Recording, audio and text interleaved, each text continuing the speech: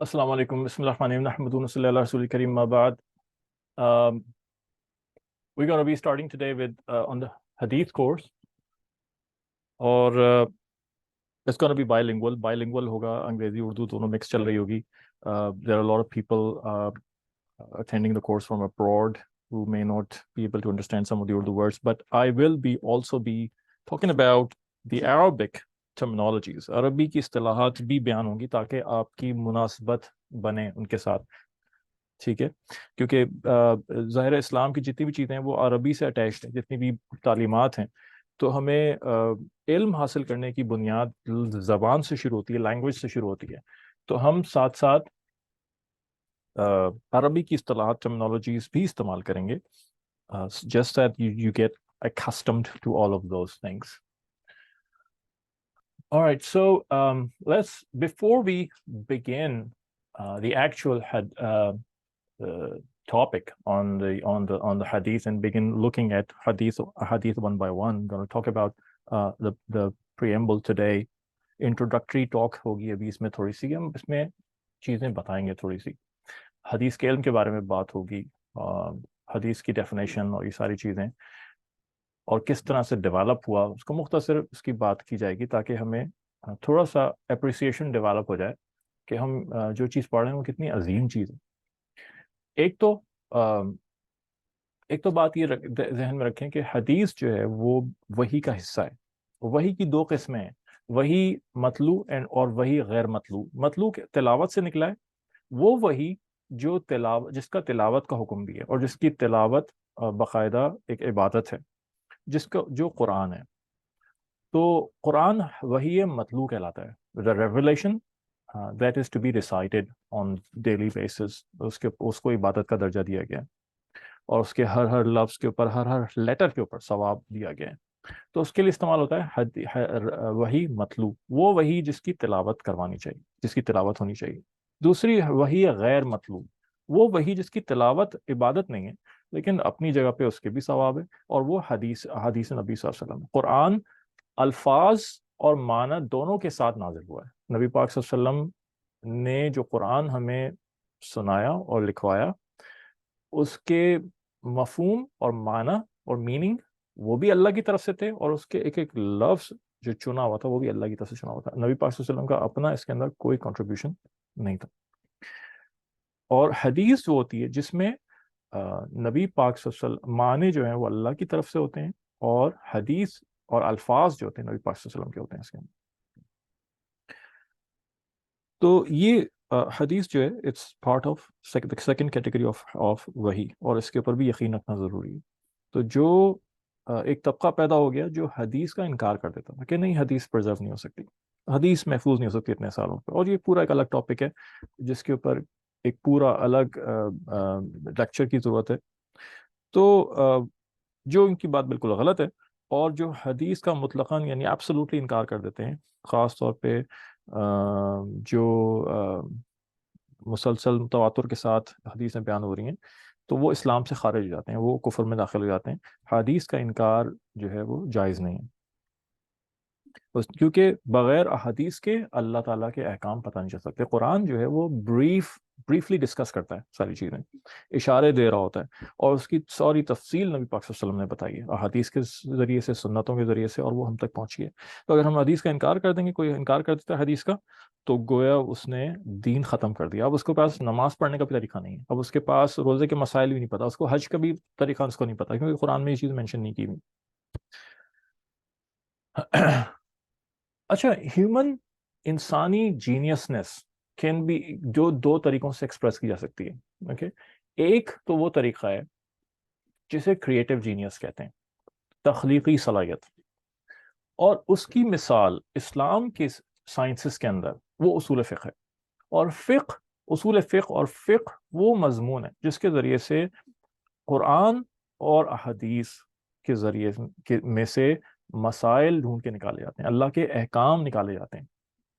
किस सिनेरियो में, किस हालत में अल्लाह का क्या हुक्म है, ये वाक़या पेश आ गया, अब मैं क्या करूं, अल्लाह का क्या हुक्म है. नमाज पढ़ रहा था, نماز پڑھنے میں یہ میں نے غلطی سے پڑھ دیا، اب نماز میری ہوئی ہے نہیں ہوئی ہے، اور نہیں ہوئی ہے تو میں کیا کروں، اور اس میں کیا کریکشن ہوگی، اور وغیرہ وغیرہ وغیرہ وغیرہ، یہ بھول گیا نماز پڑھنے میں، اب کیا کروں، روزہ تھا غلطی سے کھا لیا، اب کیا ہوگا، حج میں یہ غلطی ہو گئی، یہ اور فلاں، اب حج کو کس آرڈر میں کرنا ہے، یہ سارے احکامات ہیں، اللہ کے کمانڈمنٹس ہیں، ٹھیک ہے، ان کو قرآن سے ایکسٹریکٹ کرنا، ان کو احادیث سے اور سنت سے ایکسٹریکٹ کرنا، اور اس کو، یہ فقہ، سائنس آف فقہ کا مضمون ہے، the jurisprudence, science of jurisprudence, Islamic jurisprudence, Islamic فقہ، فقہ کہتے ہیں سمجھ کو، فہم کو، اور کچھ احکام تو بالکل واضح ہیں، نماز پڑھو، روزہ رکھو، حج کرو، زکوٰۃ دو، جہاد کرو،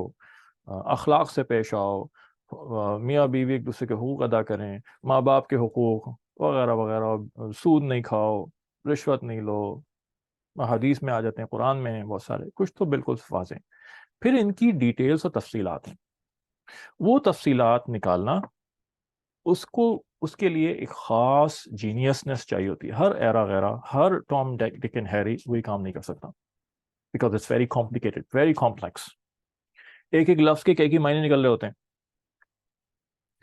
تو یہ کام، اس کو نکالنے کے لیے، اس میں deductions, logic, science of deductions, اور پتہ نہیں کیا کیا چیزیں استعمال ہوتی ہیں، لنگوسٹکس، پوری عربی پوری ان اینڈ آؤٹ آنی چاہیے، ایک ایک لفظ سے پتہ نہیں کس نے کتنے مسئلے نکل رہے ہوتے ہیں، ایک ایک لیٹر جو عربی میں اس کو کہتے ہیں حروف جر، پریپوزیشنس، ان پریپوزیشنس کی وجہ سے مطلب بدل جاتے ہیں، پھر عربی کے اندر خاص بات ہے کہ اس میں بہت کامنلی چیزیں محذوف ہوتی ہیں، محذوف کا مطلب ہے کہ وہ لفظ موجود ہی نہیں ہے، لیکن اس لفظ کی غیر موجودگی کی وجہ سے آپ مطلب نہیں سمجھ سکتے، آپ کو یہ سمجھنا پڑے گا کہ وہ کیا لفظ تھا جو یہاں ہونا تھا اور نہیں ہوا، اور پتہ ہوتا ہے کہ یہاں ایک لفظ ہونا چاہیے تھا، لیکن عربک لینگویج کی گرامر یہ بتا دیتی ہے کہ یہاں ایک لفظ تھا، جس کو نکال دیا، اس کو بولنے والے نے چھوڑ دیا، حذف کر دیا انٹینشنلی، اور وہ لفظ کیا ہونا چاہیے اس کو ڈیڈیوس کرنا پڑتا ہے، اور اس سے مطلب نکلتے ہیں، اور بعض دفعہ اس ڈیڈکشن میں اختلاف بھی آتا ہے جس سے دو الگ الگ مطلب نکل آتے ہیں،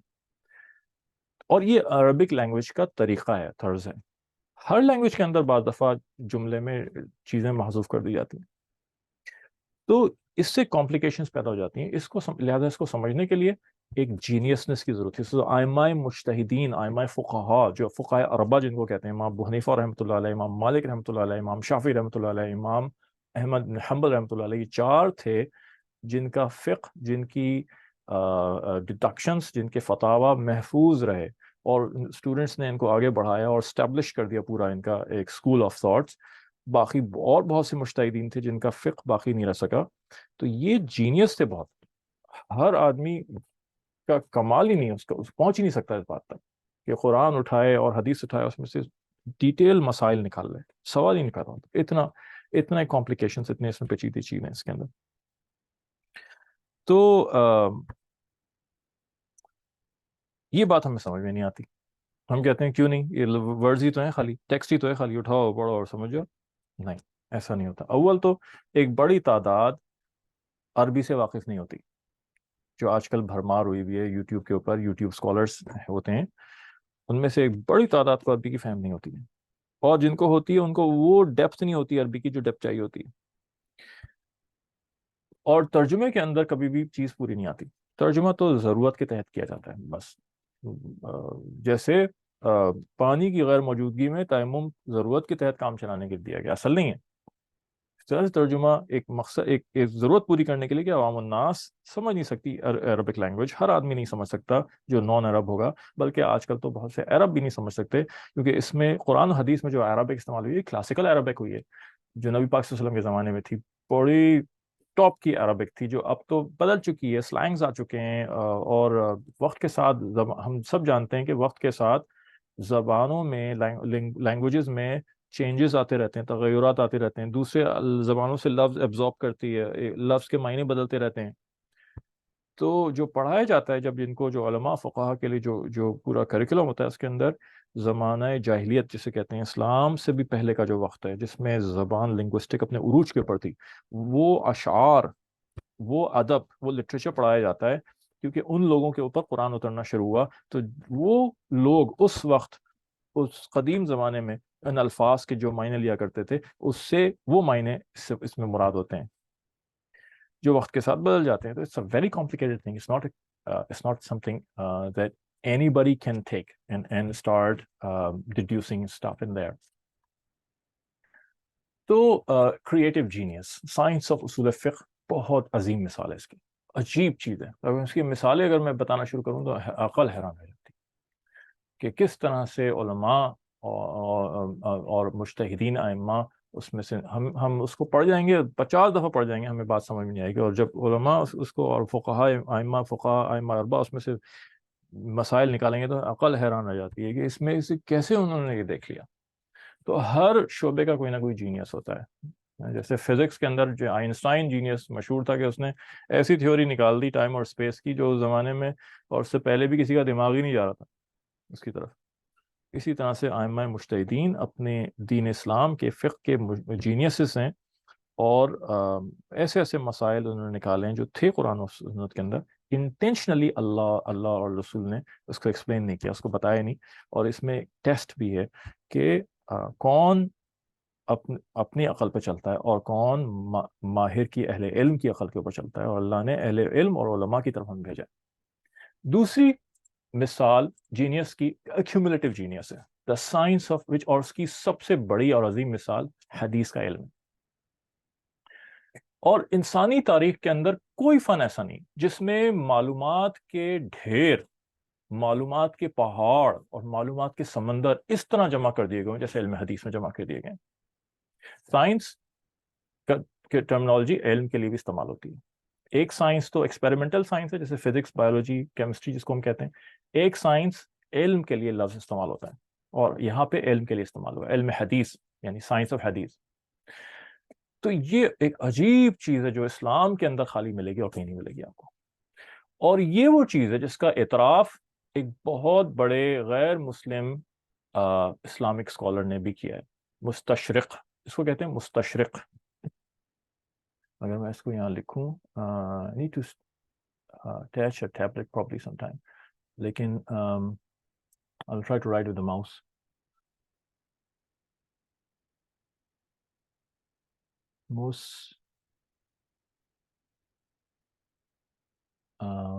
I think I've misspelled it. mouse سے لکھنا بڑا مشکل ہے. So anyways، مستشرق لفظ ہے، اور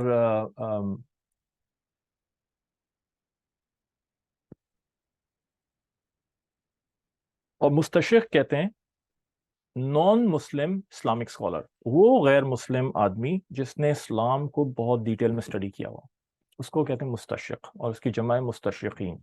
تو ڈاکٹر اسپرنگر کے نام سے ایک بہت مشہور مستشرق گزرا ہے جو جرمن تھا، اور اس نے علم حدیث پہ کافی کام کیا. اور اس نے علم حدیث کے اندر ایک مزید سب ڈویژن ہے جسے کہتے ہیں اس اسماء الرجال، فن رجال، جس کو ہم ابھی تھوڑی دیر میں دیکھیں گے کہ لوگوں کے نام، روایت حدیث کو مینشن کرنے میں لوگوں کے نام آتے ہیں. میں نے فلاں سے سنا، اس نے فلاں سے سنا، اس نے فلاں سے سنا، لوگوں کے نام آ رہے ہیں.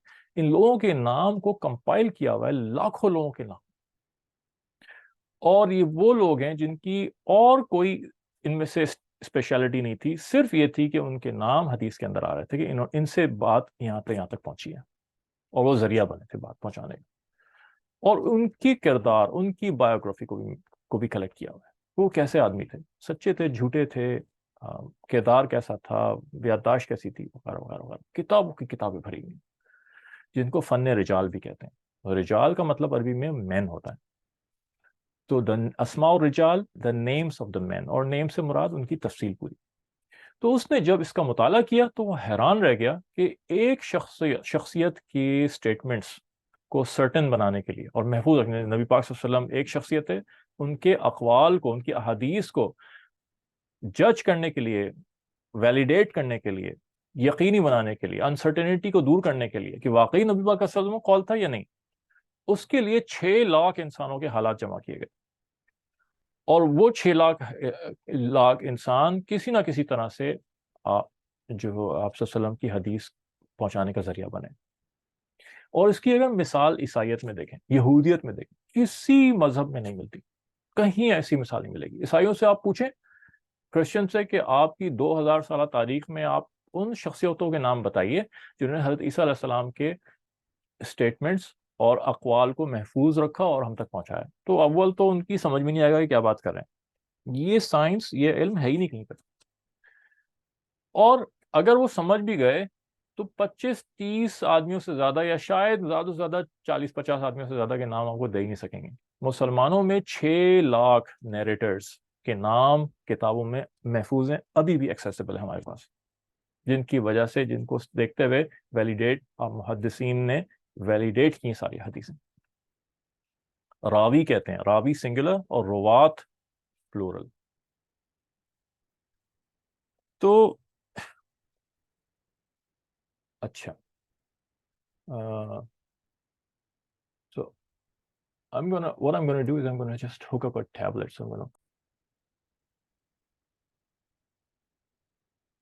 So Ravi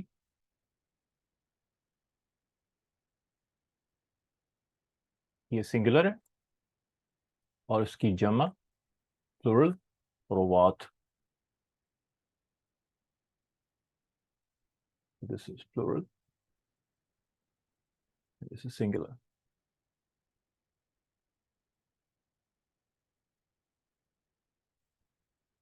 It means narrators.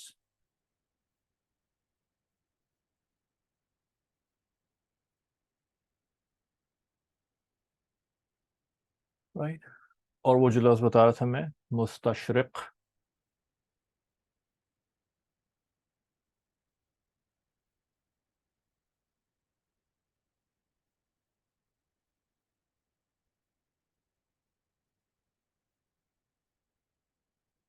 مستشرق which means a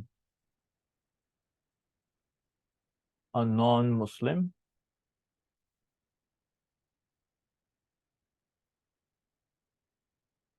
Islamic scholar.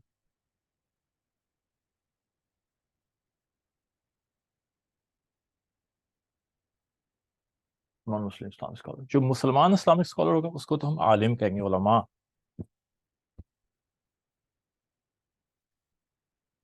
Right. تو دوسری بات کہ تاریخ میں آپ کو یہ مثالیں تو مل جائیں گی کہ کسی مذہبی شخصیت کی ارشادات کو جمع کیا گیا ہے، اقوال کو جمع کیا گیا ہے. لہٰذا حضرت عیسیٰ علیہ السلام کی مثال لے لیں تو آپ کو بائبل کے اندر ان کے بہت سارے ارشادات مل جائیں گے. لیکن اور اس کی کوئی بات نہیں ہے کہ اوتھینٹک ہیں کہ نہیں، کیونکہ ان کے پاس اوتھینٹیکیٹ کرنے کا، ویلیڈیٹ کرنے کا کوئی ذریعہ ہی موجود نہیں، کوئی سائنس ہی نہیں ڈیولپ ہوئی، مسلمانوں نے ڈیولپ کی.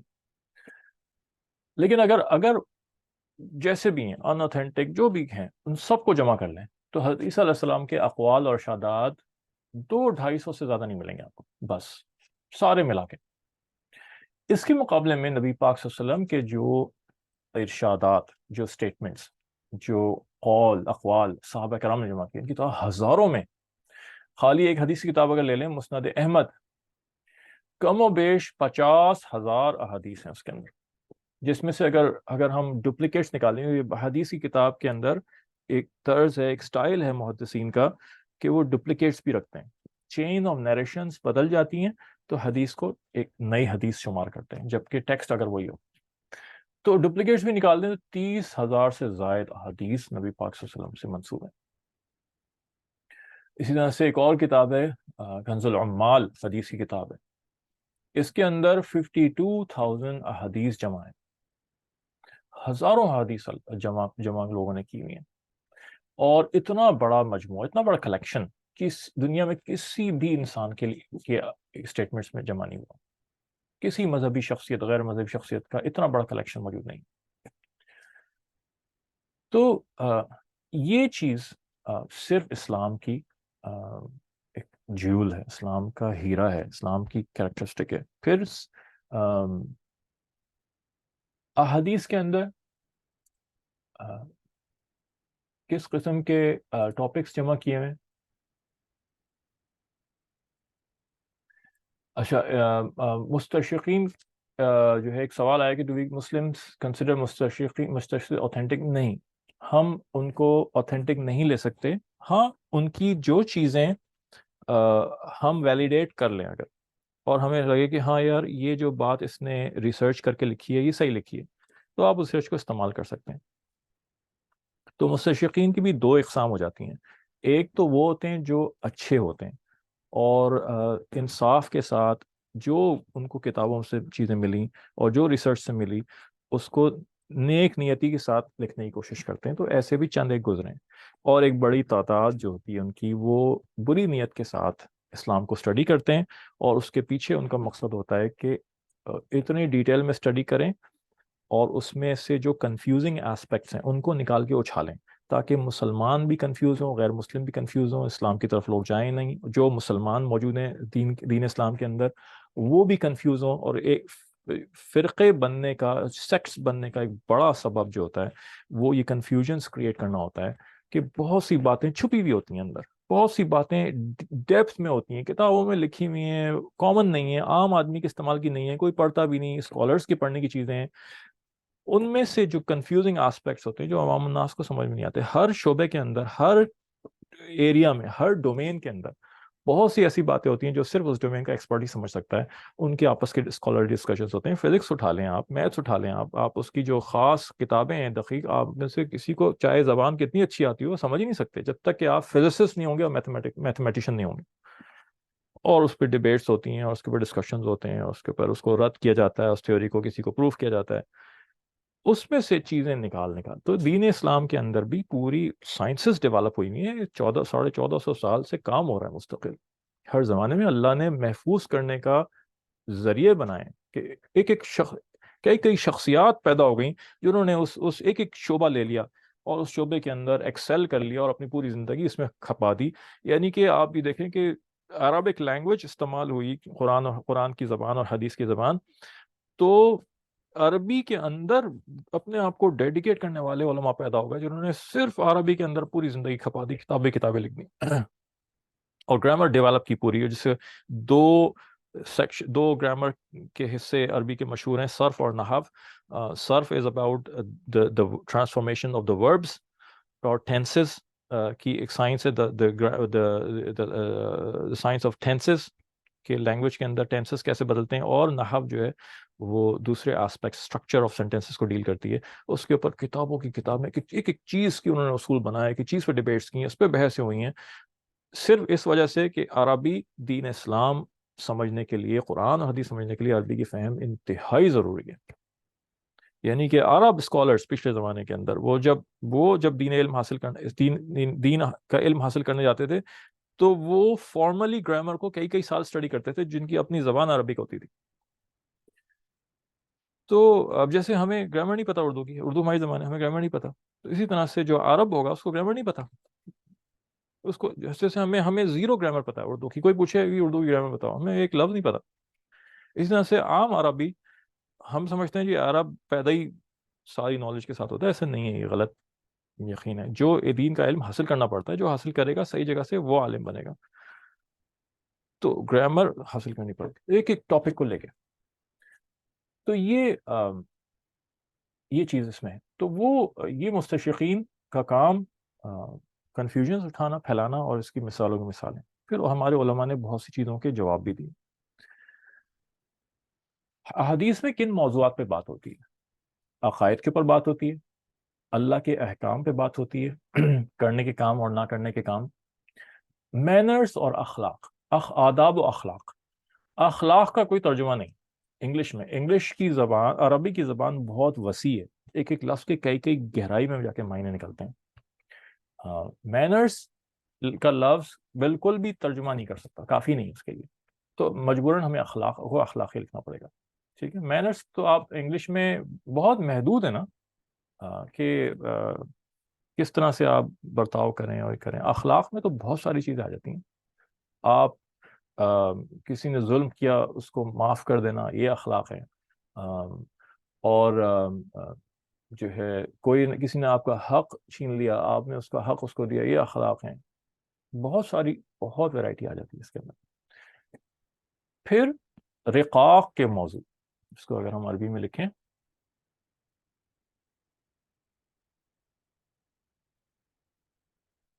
تو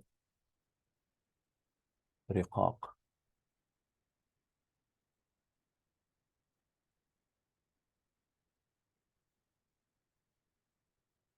رقاق رقاق کا مطلب ہے دلوں کا نرم کرنا، آخرت کی باتیں بتانا، حشر یوم القیامت کی باتیں بتانا، جہنم کی باتیں بتانا، جس سے دل نرم ہوتا ہے، ڈر جاتا ہے، اللہ کا ڈر پیدا ہوتا ہے۔ یہ موضوع باقاعدہ ایک موضوعات ہیں بخاری شریف کے اندر، کتاب الرقاق ایک پوری ایک بڑا چیپٹر ہے جس میں وہ ساری باتیں اور ساری حدیث آئی ہیں جس میں اللہ کے رسول صلی اللہ علیہ وسلم نے بتایا۔ تفسیر قرآن کے اوپر حدیث ہیں،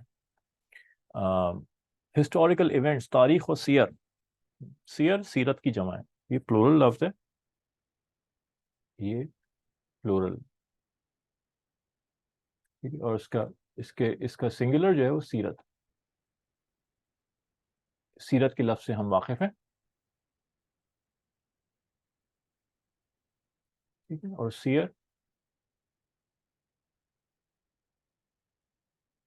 یہ ساتھ ساتھ صرف اسی لیے بتا رہا ہوں کہ ہماری تھوڑی سی عربک کی انڈرسٹینڈنگ اور اس کے ساتھ ہماری مناسبت ایسوسیشن بڑھے، تو یہ ہمیں پتہ ہونا چاہیے آہستہ آہستہ۔ پھر ایسی احادیث ہیں جو نبی اکرم صلی اللہ علیہ وسلم کے ہیبٹس، عادات کو بیان کرتی ہیں، جن کو شمائل کہتے ہیں، اور عربی میں اگر اس کو لکھیں گے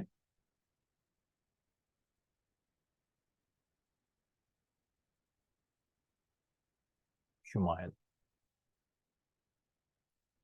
اس کی بہت مشہور کتاب شمائل ترمذی، شاید بہت سارے لوگوں نے نام سنا اس کو۔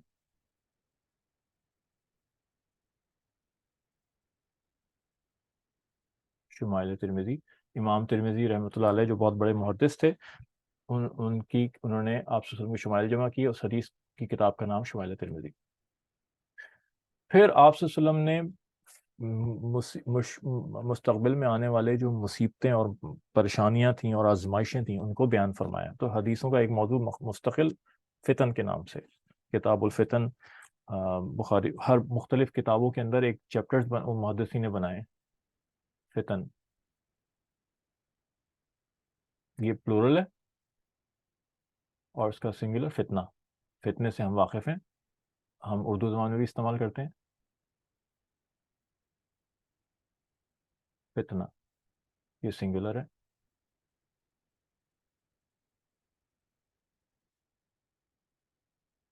پھر نبی پاک صلی اللہ علیہ وسلم کے مبارک بابرکت صحابہ، ان کے بارے میں آپ صلی اللہ علیہ وسلم نے ان کی تعریفیں فرمائیں، ان کو مناقب کہتے ہیں، مناقب۔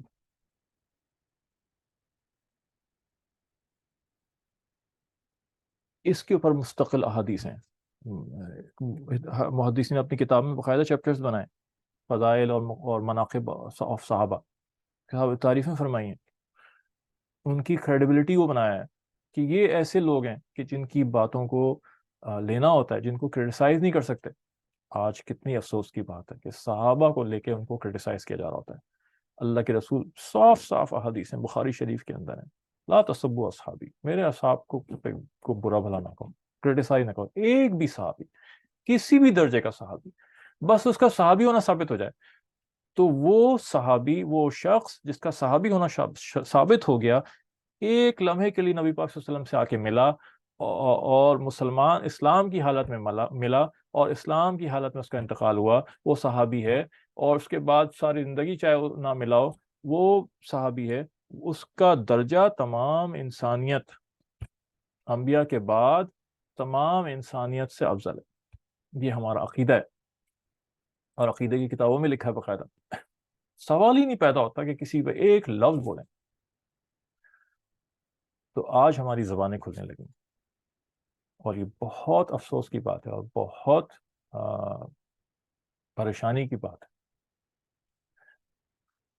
اور پھر ایک موضوع حدیث میں اندر قیامت کی نشانیاں، اس کو اشراط الساعہ بھی کہتے ہیں، اس کو بھی لکھ لیتے ہیں، یہ لفظ اشراط الساعہ، یہ الفاظ کتابوں میں آتے ہیں، تو اس سے بھی واقف ہونا چاہیے، اشراط الساعہ۔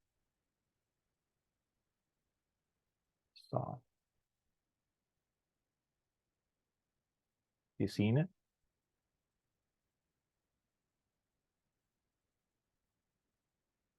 اشراط پلورل ہے اور اس کا سنگولر شرط ہے. شرط سے ہم واقف ہیں, اردو میں استعمال ہوتا ہے. ساعہ گھڑی کو کہتے ہیں, یعنی کہ ٹائم. یہ والی گھڑی جو ہاتھ میں باندھتے ہیں اس کو بھی ساعہ کہتے ہیں. یہ وال کلاک ہے, اس کو بھی عربی میں گھڑی, اس کو بھی ساعہ کہتے ہیں, اور وقت کو بھی ساعہ کہتے ہیں. قیامت کا وقت, the signs of the last day. اشراط سائنس کے لیے بھی استعمال ہوتا ہے. سائنس.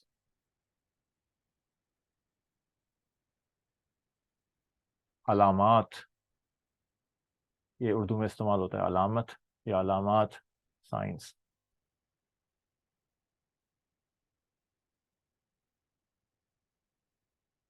یہ سارے موضوعات ہیں. ان میں سے جو ہمارا فوکس ہے وہ یہ ہے پرسنل ڈیولپمنٹ کے اوپر جو ریڈ کیا ہے.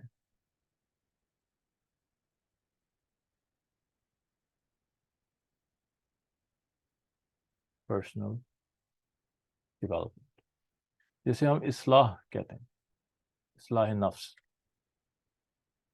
Self rectification. یہ جو بہت ایک اہم چیز ہے, اور ہمارے اللہ کے رسول نے بہت اس میں احادیث بیان کرنا, اور بہت پیاری پیاری احادیث ہیں. اچھا, حدیث کی کتابیں دو طرح کی ہوتی ہیں.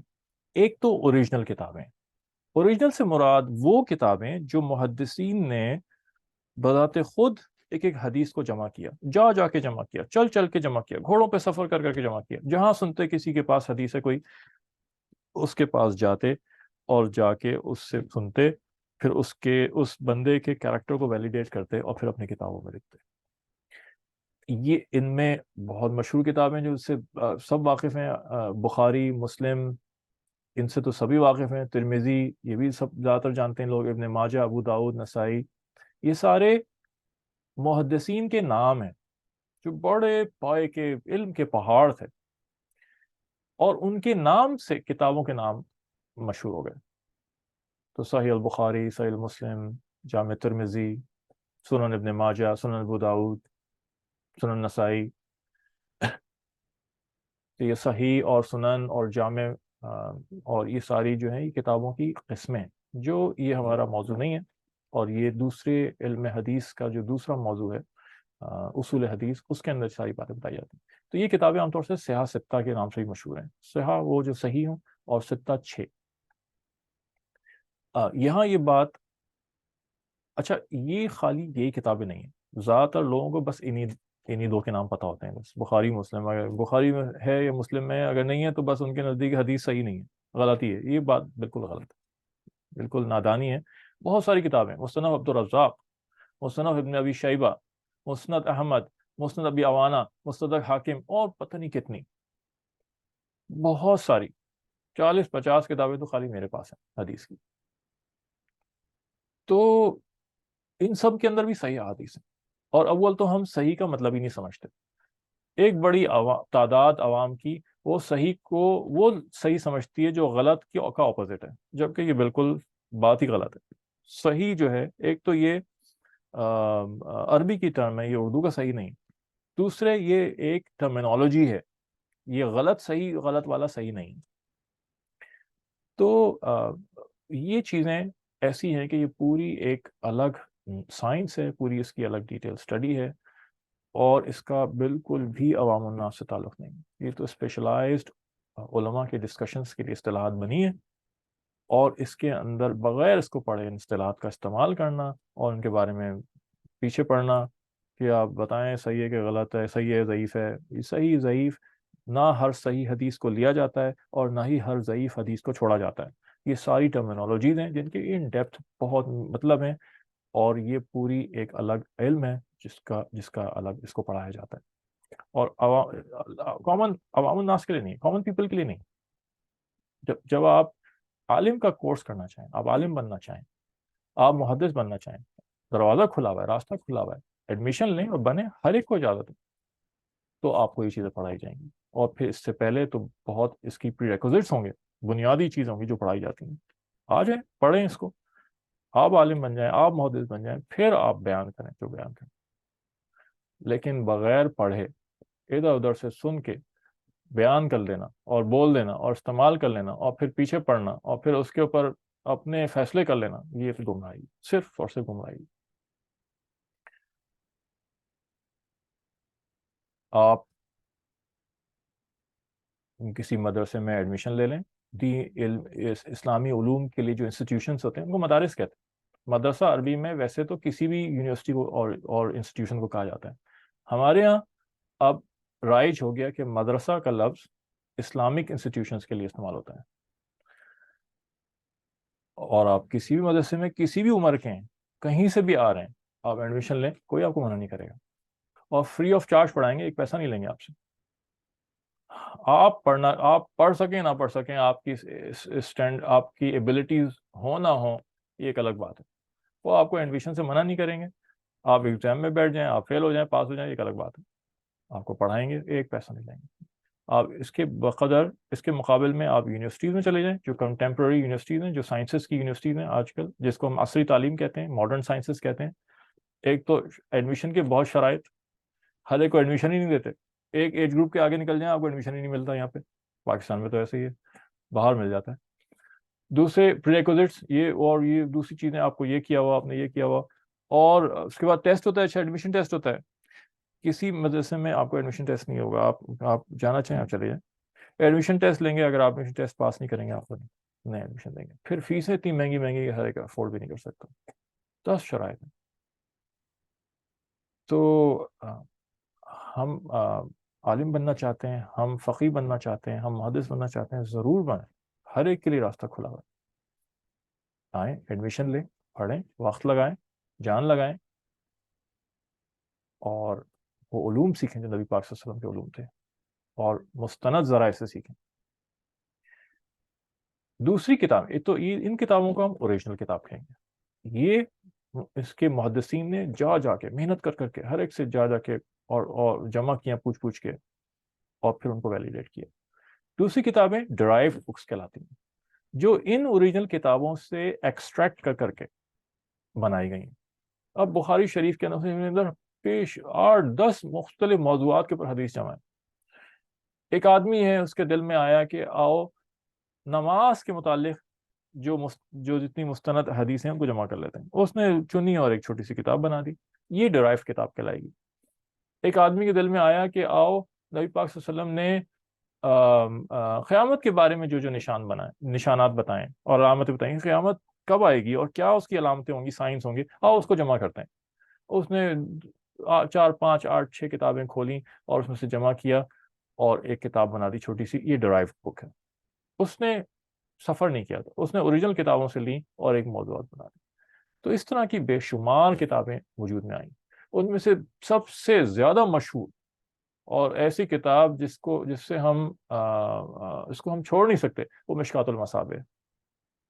بہت زبردست علمی کام کیا ہوا، بہت ساری ایک ہی موضوع پہ مختلف کتابوں سے حدیثیں جمع کر دی اور ان کو بہت اعلیٰ طریقے سے کیٹرائز کیا، اور اس کو باقاعدہ پڑھایا جاتا ہے اور اس کو استفادہ کیا جاتا ہے۔ زاد الطالبین ایک کتاب ہے جس کا ہم اس کورس کے اندر مطالعہ کریں گے، جس کے اندر پرسنل ڈیولپمنٹ سے متعلق احادیث کو جمع کیا گیا، اور بھی اس کی کچھ خاص باتیں، وہ ابھی جب ہمارا یہ ختم ہوگا انٹروڈکشن تو ہم اس کا تھوڑا سا کتاب کا انٹروڈکشن دیں گے۔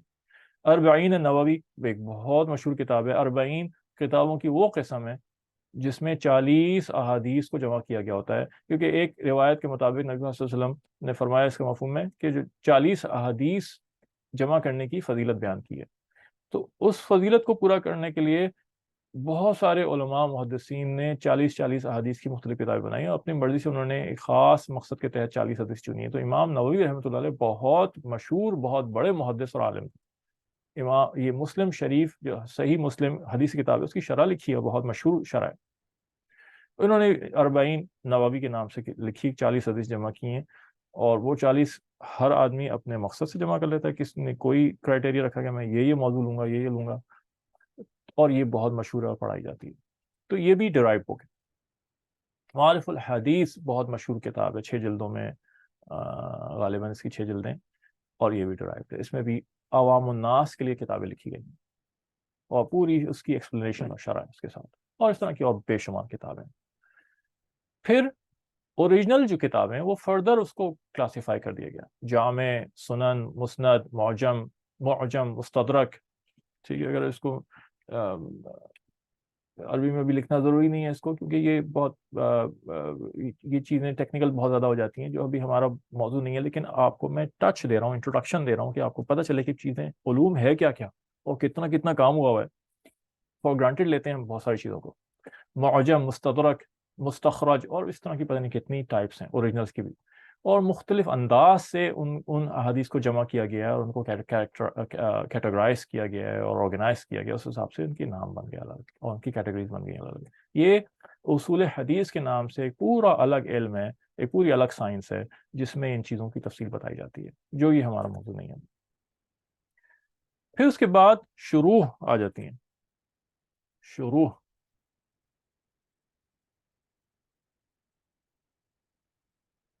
شروح یہ پلورل ہے. واو. اوپس. اور اس کا سنگولر جو ہے وہ شرح. شرح کا لفظ اردو میں بھی استعمال ہوتا ہے. کسی کی شرح لکھ دی، جسے ہم کی بھی کہتے ہیں، اور جس کے اندر ایکسپلینیشن ہوتی ہے. تو حدیث کو سمجھانا اور سمجھنا وہ ہر دفعہ اتنا آسان نہیں ہوتا. جیسے میں نے بتایا، پتہ نہیں کتنی طرح کی حدیثیں ہیں، کتنے 10 موضوعات میں نے گنوائے ابھی. اس کے اندر سب سے مشکل جس کو سمجھنا ہوتا ہے وہ احکام کی حدیثیں ہیں، جس میں اللہ کے کمانڈمنٹس ذکر کیے گئے ہیں. اس میں سے احکام نکالنا کہ کیا اللہ کا حکم ہے، اور وہ فرض ہے یا واجب ہے یا سنت ہے یا نفل ہے یا مستحب ہے یا مباح ہے یا مکروہ ہے یا مکروہ تنزیہی ہے یا مکروہ تحریمی ہے یا حرام ہے. کتنی ساری کیٹیگرائزیشن ہوگی اللہ کے حکم کی. وہ ساری حدیثیں نکالنا یہ کوئی بچوں کا کھیل نہیں ہے. اور یہ اس میں علماء نے بہت کام کیا ہے. تو یہ حدیث ہمیشہ شرح کے ساتھ پڑھنی چاہیے. خود سے ہم حدیث کھول کے بیٹھ جائیں، ہمیں بہت ساری چیزیں سمجھ میں نہیں آئیں گی. بہت سے لوگ گمراہ ہوئے ہیں اس کے اندر، اور جب ہم کہتے ہیں اس کو تو لوگوں میں یہ بات ڈلوا دی گئی ان کے دل میں، اور یہ بات مشہور ہو جاتی ہے کہ جی ہمیں پڑھنے سے منع کرتے ہیں. جی پڑھنے سے منع نہیں کرتے، آپ کو گمراہی سے بچانا چاہ رہے ہیں، آپ کے عقیدوں میں بچانا چاہ رہے ہیں. مجھ سے لوگوں نے کہا کہ ہم نے فلاں بخاری شریف کی حدیث کھولی اور پڑھی، ابھی تو سمجھ نہیں آیا، میں تو ایمان ڈگمگانے لگا. یہ کیسی بات رسول صلی اللہ علیہ وسلم نے کہی ہے، اور ایسی بات کیسے کہہ سکتے ہیں نبی پاک صلی اللہ علیہ وسلم؟ بھائی آپ بغیر شرح کے نہیں پڑھ سکتے اس کو. محدثین نے حدیث صرف جمع ہی کی ہیں، خالی ان کا کام جمع کرنا ہوتا ہے، سمجھانا نہیں ہوتا. سمجھانے کا کام پہ فقہا کرتے ہیں. پھر اس کی شروحات لکھی جاتی ہیں، اس کی کئی صفوں میں اس کے مطلب بیان ہوتے ہیں، اور اس کی توجیحات ہوتی ہیں. یہ بات آپ صلی اللہ علیہ وسلم نے کہی تھی تو کیوں کہی تھی، اور اس کے پیچھے کیا بات تھی، اور اس کا جو ہے شان نزول کیا تھا اس کا، اور وغیرہ وغیرہ وغیرہ. بہت کئی صفحے اس کے اوپر. تو بہت احتیاط اس کے اندر اس لیے کرنی چاہیے. تو ایسی کتابیں بھی جمع ہوئی ہیں جو عوام الناس کے لیے ہیں. عوام الناس کے لیے کتابیں، اس میں احکام کی حدیثیں نہیں ہوتی، اس میں فضائل کی حدیثیں ہوتی ہیں، اعمال کے بینیفٹس بتائے ہوئے ہوتے ہیں، فضائل بتائے ہوئے ہوتے ہیں، پرسنل ڈیولپمنٹ کی باتیں ہوتی ہیں. اور بسا اوقات اور کئی دفعہ ان کو بھی سمجھانے کی ضرورت پڑتی ہے، وہی سمجھ میں نہیں آتی ہم. تو شروحات کے اندر سب سے مشہور کتاب بخاری شریف کی شرح جسے کہتے ہیں فتح الباری. علامہ ابن حجر عسقلانی بہت بڑی مشہور شخصیت ہیں، اور فتح الباری تو ایسا عظیم کام اور اتنا مشہور کام ہے کہ جیسا کام سامنے نہیں آیا کبھی. کئی جلدوں پہ مرتب کتاب ہے، کئی جلدوں پہ. ایک اور مشہور شرح بخاری شریف کی عمدۃ القاری، جو علامہ بدرالدین عینی رحمۃ اللہ نے لکھی. اور اس طرح کی پتہ نہیں کتنی، ہر حدیث کی کتاب کے اوپر کئی شروحات لکھی گئی ہیں. حدیث کہتے کسے ہیں؟ اب اس پہ آ جائیں. نبی پاک صلی اللہ علیہ وسلم کا قول، آپ کا فعل اور آپ کی تقریر، اس کو حدیث کا نام دیا گیا. قول وہ جو کوئی بات آپ کے منہ سے نکلی، آپ نے فرمایا قال رسول اللہ صلی اللہ علیہ وسلم، رسول اللہ علیہ وسلم نے یہ فرمایا. سمعت قال رسول اللہ صلی اللہ علیہ وسلم، میں نے سنا نبی پاک صلی اللہ علیہ وسلم یہ فرما رہے تھے. آپ کے منہ سے نکلی ہوئی بات، اس کو قول کہتے ہیں، یہ حدیث کے زمرے میں آتا ہے. آپ نے منہ سے تو کچھ نہیں بولا، لیکن آپ نے کوئی کام کیا، اور دیکھنے والے نے آپ کا کام نقل کیا، تو یہ تو قول ہو گیا، قول، یہ فعل ہو گیا، ایکشن، اور یہ تقریر۔ دیکھنے والے نے آپ کا کام نقل کیا، اور دیکھنے والا کہتا ہے میں نے دیکھا نبی پاک صلی اللہ علیہ وسلم وضو فرما رہے تھے، اور آپ نے اپنے ہاتھ 3 دفعہ دھوئے، اور آپ نے اپنے سر پہ مسح کیا، اور آپ نے اپنے پاؤں وغیرہ وغیرہ، یہ بیان کر، یہ آپ کا ایکشن بیان ہو رہا ہے، آپ کا کوئی قول نہیں ہے، آپ نے کچھ بولا نہیں، یہ بھی حدیث میں آتا ہے۔ تیسری چیز تقریر ہے، یہ وہ تقریر نہیں ہے جو اردو میں تقریر کہتے ہیں، جس کو ہم ڈیبیٹ کہتے ہیں، یہ وہ نہیں ہے۔ تقریر کا مطلب ہے مقرر کر دینا، مقرر سے نکلا ہے کہ آپ صلی اللہ علیہ وسلم کے سامنے کوئی واقعہ پیش آیا، یا آپ صلی اللہ علیہ وسلم کے سامنے کسی صحابی نے کوئی بات کی، اور آپ صلی اللہ علیہ وسلم اس بات پہ یا اس واقعے کو دیکھ کے خاموش ہو گئے، آپ نے اس کے اوپر کوئی پکڑ نہیں فرمائی، اس کو آپ نے کریکٹ نہیں کیا، تو اللہ کے نبی سے ممکن نہیں ہے کہ اللہ کے نبی کے سامنے کوئی غلط بات کہی جائے یا کوئی غلط کام کیا جائے اور اللہ کا نبی خاموش رہے، یہ ممکن نہیں، ناممکن چیز ہے کہ نبی آتا ہی ہدایت پھیلانے کے لیے اور غلط کو صحیح کرنے کے لیے۔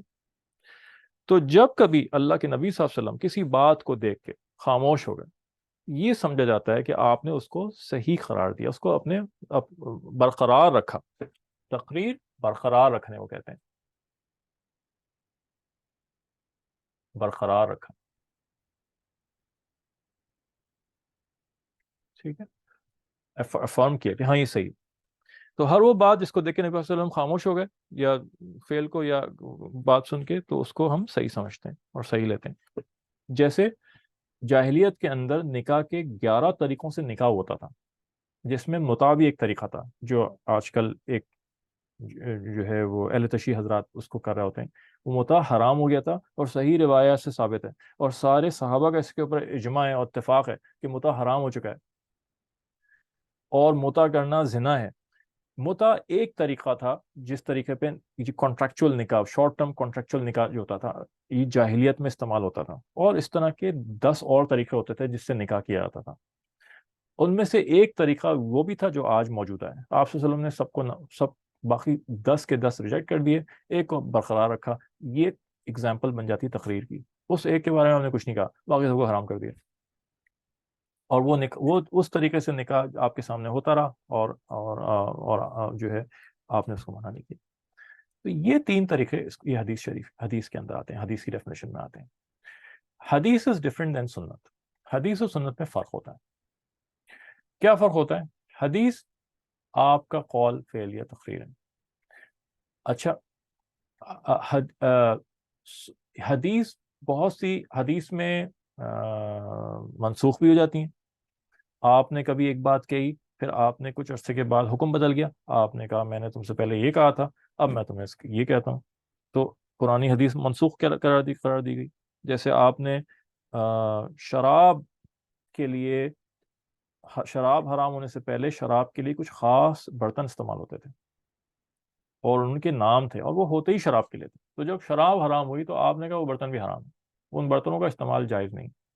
اور ایک عرصہ گزر گیا، پھر جب یہ خطرہ نہیں رہا اور یہ بات نہیں رہی کہ اب کسی کا دل شراب کی طرف مائل ہو، تو کہا وہ برتن جو ہے وہ اجازت ہے، اس کو پاک کر لو، دھو لو، استعمال کر لو کسی اور کام میں۔ تو اب پرانی ممانعت کی حدیث منسوخ قرار دی گئی۔ قبروں کی زیارت کو شروع میں منع کیا گیا، پھر بعد میں آپ نے کہا میں نے منع کیا تھا، اب میں اجازت دیتا ہوں، تو پرانی حدیث منسوخ ہو گئی، کینسل ہو گئی، دوسری والی جو ہے وہ استعمال ہوگی۔ تو احادیث ہر طرح کی ہوتی ہیں، احادیث ویک بھی ہوتی ہیں، اسٹرانگ بھی ہوتی ہیں، بہت سی احادیث کی چین میں شک بھی ہوتا ہے، ڈاؤٹ بھی ہوتا ہے کہ واقعی نبی صلی اللہ علیہ وسلم سے بات ثابت ہے کہ نہیں ہے۔ سنت میں یہ ساری چیزیں نہیں ہوتی۔ سنت آپ صلی اللہ علیہ وسلم کا وہ آخری زمانے کے اعمال ہیں کہ جب دین میں تبدیلیاں آئیں، احکام بدلے، چینجز ہوئے، تو لاسٹ ایکشنز آپ صلی اللہ علیہ وسلم کے کیا تھے، وہ جو اسٹیبلش ہو گئے تھے، اس کو سنت کہتے ہیں۔ یہ وہ چیزیں ہیں جن کو صحابہ نے آپ سے لیا اور اپنی زندگی میں رائج کر لیا، اور پھر صحابہ سے تابعین نے لیا اور اپنی زندگی میں رائج کر لیا، اور تابعین سے تبع تابعین، اور پھر امت میں پھیلتا چلا گیا۔ اس کام کو، اس عمل کو سنت کہتے ہیں۔ تو بہت سی حدیثیں ملیں گی لیکن وہ سنتیں نہیں کہلائیں گی۔ سنت حدیث کے ذریعے سے بھی ثابت ہوتی ہے اور سنت اعمال کے ذریعے سے بھی ثابت ہوتی ہے. بہت سی ایسی سنتیں ہوں گی جو لکھی بھی تو ہمارے پاس موجود نہیں ہوں گی، یا ہوں گی تو روایت ان کی کمزور ہوگی، لیکن امت میں وہ رائج ہیں تو وہ مضبوط ہیں، اور امت میں عمل ان کے اوپر چلا آ رہا ہے ایک عرصے سے، تو وہ چیز زیادہ مضبوط ہے لکھی ہوئی چیز سے جو امت میں عمل چلا آ رہا ہے. مثال کے طور پہ اذان. اب خدا نہ خواستہ اگر ایسا ہو جائے کہ ایسا سانحہ ہو جائے ساری کتابیں ڈسٹروائے ہو جائیں، ہو جاتا ہے بعض دفعہ. ہلاکو خان نے جب عراق پہ حملہ کیا ساری کتابیں جلا دیں، دریا میں پھینک دیں، سیاہ ہو گیا دریا کا پانی، فرات کا پانی، دجلہ فرات کا پانی سیاہی سے، سارا علم نقصان. یہ عیسائیوں نے اسپین میں جب قبضہ کیا مسلمانوں پہ، اندلس پہ، لاکھوں کتابیں، 6 لاکھ یا 5 لاکھ کتنی کتابیں آتی ہیں کہ وہ جلائیں انہوں نے وہاں پہ، اور لکھ کے لگایا ہم نے جلائیں. علم سارا نقصان ضائع ہو گیا. کتنی وہاں اس میں چیزیں ہوں گی جو ضائع ہو گئی، ہم تک نہیں پہنچ سکی، لیکن عمل سے جو چیز ہے وہ پہنچ رہی. تو خدا نہ خواستہ کوئی سانحہ ہو گیا، ساری فرض کرو کتابیں جل جائیں، اور اذان اب ثابت ہی نہ ہو کسی روایت سے لکھی ہوئی کہ جی دکھاؤ کہ اس کتاب میں کہ جی ہمارے پاس تو کتاب ہی نہیں بچی کوئی، تو جی میں نہیں مانتا، تو یہ نہیں کہا جا سکتا. اس لیے کہ نسل در نسل ہر زمانے میں مسجدوں سے اور اسپیکروں پہ زور سے اذان کہی جا رہی ہے، انہی الفاظ سے کہی جا رہی ہے، کوئی فرق نہیں ہے اس کے اندر. تو ہم کہیں گے عملاً یہ چیز چلی آ رہی، متواتر ہے، کنٹینیوس ہے، اور یہ اتنی اسٹرانگ ہے، عمل اتنا اسٹرانگ ہے کہ اس کے لیے کسی لکھی ہوئی چیز کی ضرورت نہیں. حدیث کے لیے اثر کا لفظ بھی استعمال ہوتا ہے. اثر، یہ تا ہے، اردو میں ہم سے پڑھتے ہیں، اردو میں تو ہم نے سب چیزوں کو ایک کر دیا، لیکن یہ اثر، اور یہ سنگولر ہے، اور اس کی جمع آثار.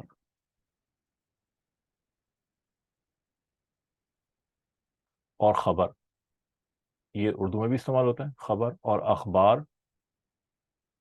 یہ خبر کی جمع ہے، اردو میں اخبار ہم نیوز پیپر کو کہتے ہیں، کیونکہ خبر بہت ساری خبریں اس کے اندر جمع ہوتی ہیں. تو خبر اور اثر یہ سب حدیثوں کے لیے بھی استعمال ہوتے ہیں. اور بعض دفعہ بالخصوص صحابہ کے جو قول ہوتے ہیں ان کو اثر بھی کہا جاتا ہے. ٹھیک ہے. اور خبر عمومی طور پہ ہر نیوز کو، کیونکہ جو حدیث آپ صلی اللہ علیہ وسلم سے پہنچی وہ بھی نیوز ہے، اور جو صحابہ سے جو آثار پہنچے، جو ان کے اقوال پہنچے، وہ بھی نیوز ہے. اور لفظ حدیث محدثین نے صحابہ اور تابعین کے اقوال کے لیے بھی استعمال کیا ہے. تو لہٰذا جب آپ حدیث کی کتابیں کھولیں گے، آپ بخاری شریف کھولیں گے، بخاری شریف کے اندر خالی نبی پاک صلی اللہ علیہ وسلم کے اقوال نہیں ہیں، بخاری شریف کے اندر آپ کو صحابہ کے اقوال ملیں گے، بخاری شریف کے اندر آپ کو تابعین کے اقوال ملیں گے. ابراہیم بن نخعی رحمۃ اللہ علیہ بہت بڑے تابعین تھے، ابراہیم بن نخعی کے اقوال اور ان کے فتاوی ملیں گے آپ کو. ٹھیک ہے. تو حدیث کا لفظ صحابہ کے قول کے لیے بھی استعمال کیا محدثین نے، تابعین کا. اس لحاظ سے امام ابو حنیفہ رحمۃ اللہ علیہ تابعی تھے، تو امام ابو حنیفہ کے اقوال بھی حدیث کے زمرے میں آ گئے. بہت بڑا درجہ امام ابو حنیفہ رحمۃ اللہ علیہ کا ہے، چھوٹی چیز نہیں تھی. لیکن عام طور سے حدیث سے مراد نبی پاک صلی اللہ علیہ وسلم کی لی جاتی ہیں، اور صحابہ کے اقوال کو آثار کہا جاتا ہے. اب حدیث کی 2 پورشنز ہو گئے، سند اور متن. سند جس کی پلورل الاسناد، اس کو ہم اگر لکھیں عربی میں سند اور الاسناد، اس کا پلورل ہے. اس کا مطلب ہوتا ہے چین آف نیریٹرز. ایک حدیث کو ہم تک پہنچانے میں بہت سارے لوگوں نے سنا، ایک سے دوسرے سنا، پہنچایا، ان لوگوں کے نام یہ نیریٹرز. اور متن،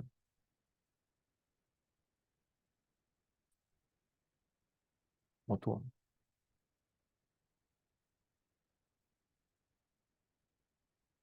متن کہتے ہیں ٹیکسٹ، حدیث کا ٹیکسٹ. اب اس کی ایک مثال دیکھتے ہیں. تو حدیث کے 2 پورشن ہوئے. حدثنا الحمیدی قال حدثنا سفیان قال حدثنا یحیی بن سعید الانصاری قال اخبرني محمد بن ابراہیم التیمی انه سمع القمہ ابن وقاص الليثي يقول سمعت عمر بن الخطاب رضی اللہ تعالیٰ عنہ علی منبری یقول سمعت رسول اللہ صلی اللہ علیہ وسلم یقول انما الاعمال بالنیات وانما لكل امرئ ما نوى فمن كانت هجرته الى دنیا يصيبها او الى امرأة ينكحها فهجرته الى ما هاجر الیہ. اب اس کے اندر دو پورشن ہو. یہ کہہ رہے ہیں کہ حمیدی نے مجھ سے بتایا اور کیا کہتے ہیں کہ سفیان نے بولا اور انہوں نے کہا کہ یحییٰ نے مجھ سے کہا اور انہوں نے کہا کہ محمد بن ابراہیم نے مجھ سے کہا اور انہوں نے کہا کہ میں نے سنا. علقمہ جو ہے وہ فرما رہے ہیں کہ میں نے سنا کہ عمر ابن خطاب رضی اللہ تعالیٰ عنہ ممبر پہ بیٹھے ہوئے یہ کہہ رہے ہیں کہ میں نے سنا رسول پاک صلی اللہ علیہ وسلم فرما رہے تھے کہ انما الاعمال بالنیات، کہ ہر اعمال کا دار و مدار نیتوں پر ہے. اور پھر یہ آگے آپ صلی اللہ علیہ وسلم کا قول آ گیا. تو یہاں پہ سمعت قال رسول اللہ صلی اللہ علیہ وسلم، یہ سمعت رسول اللہ صلی اللہ علیہ وسلم، یہ آ گیا. یہاں سے شروع کریں گے. یہ سارا حدیث کا ٹیکسٹ آ گیا. آپ صلی اللہ علیہ وسلم نے کیا فرمایا یا آپ نے کیا عمل کیا، یہ متن ہو گیا.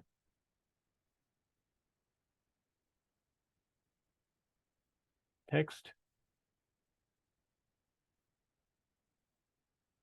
جو اصل بات تھی، اصل بات جو بتانا چاہ رہے تھے،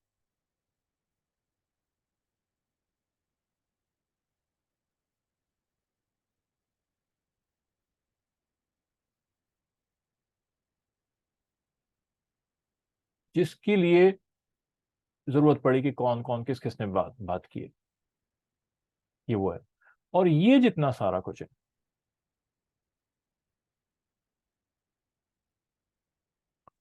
یہ جو ہے یہ اس کے چین آف نریشن سند آ گئی.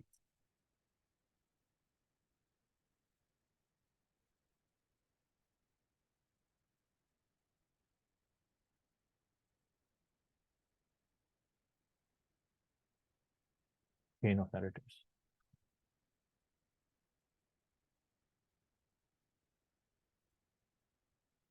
ٹھیک ہے، سمجھ میں آ گیا. تو یہ سارے نام ہیں. اب دیکھیں سفیان، حمیدی، سفیان، یحییٰ ابن سعید الانصاری، محمد ابن ابراہیم التیمی، علقمہ ابن وقاص اللیثی، یہ سب وہ لوگ ہیں جن کو ویلیڈیٹ کرنا ضروری ہے. پھر اس کے بعد صحابی کا نام آ جاتا ہے، عمر ابن الخطاب رضی اللہ عنہ. یہ ہمارا عقیدہ ہے اور اس کے اوپر اجماع ہے، کنسنسس ہے امت کا اور علماء کا کہ صحابہ میں سے ایک کو بھی ویلیڈیٹ کرنے کی ضرورت نہیں ہے. کل الصحابۃ کلہم عدول، صحابہ سارے کے سارے آنےسٹ، ایماندار، جسٹ. سوال ہی نہیں پیدا ہوتا صحابہ سے کہ جھوٹ بولیں. کسی قسم کی کچھ نہیں. اللہ نے خاص امت بنائی، ایک خاص طبقہ بنایا جو نبی پاک صلی اللہ علیہ وسلم کی کمپینین شپ کے لیے چنا، جن کا ذکر اللہ قرآن میں فرما رہے ہیں اور جن کا ذکر اللہ نے قرآن میں اللہ نے کہا کہ ہم نے ان کو انجیل میں بھی ذکر کیا ہے صحابہ کے بارے میں اور تورات میں بھی ذکر کیا ہے. ذالک مثلہم فی التوراۃ والانجیل. اللہ نے قرآن میں یہ گواہی دی ہے کہ صحابہ نہ صرف نبی پاک صلی اللہ علیہ وسلم کی پیشن گوئیاں کی ہیں پرانی کتابوں میں، بلکہ ان کے ساتھ صحابہ کی پیشن گوئیاں کی ہیں کہ ایک ایسی جماعت ان کے ساتھ ہوگی کہ جو زبردست ہوں گے اور عادل ہوں گے، آنےسٹ ہوں گے، جسٹ ہوں گے. تو اس کے اوپر سب کا اتفاق ہے کہ صحابہ میں سے ایک کی بھی ویلیڈیشن ضروری ہے. بس صحابی کا یہ کنفرم ہو جائے کہ صحابی نے کہا ہے بات، تو بات ختم ہو گئی. تو ویلیڈیشن ہوئی اس سے پہلے تو اب ان ساروں کے اوپر کتابوں میں ان کے نام موجود ہیں، ان کی شخصیات موجود ہیں، ان کی کیا کہتے ہیں، ان کے بارے میں، ان کے کیریکٹرز کے بارے میں موجود ہیں. اسماء الرجال کا جو علم ہے، علم اسماء الرجال.